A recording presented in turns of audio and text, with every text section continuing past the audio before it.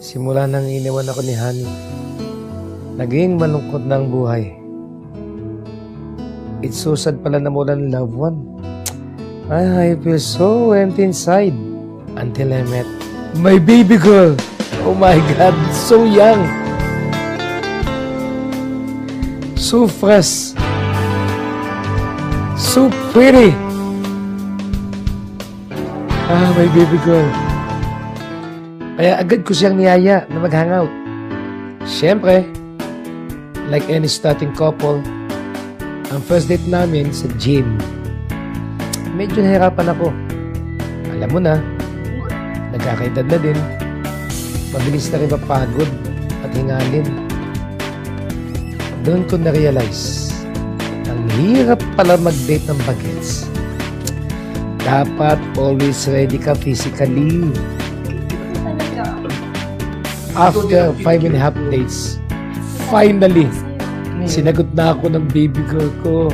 Oh? Talaga? Yes! Yes! Yes!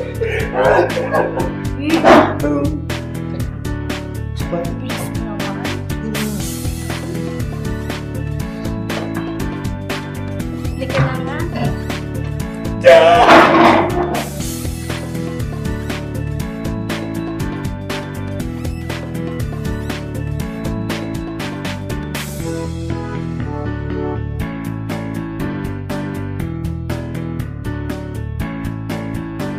Kaso, may sabit pa din eh.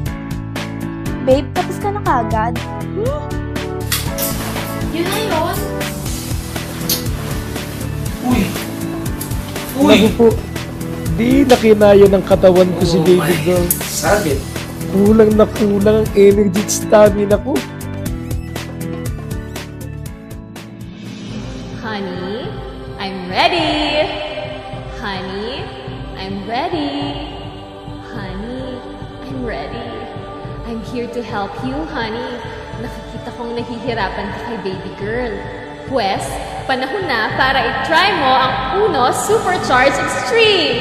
Siguradong di ka papalya dyan, honey.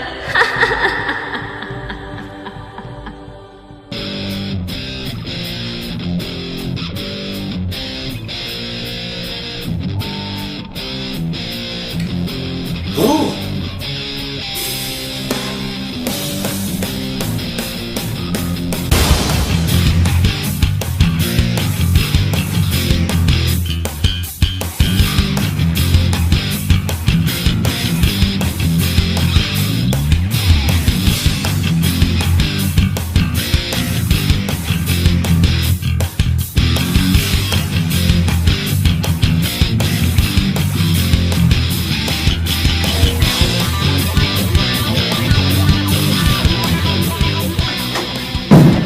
Ano?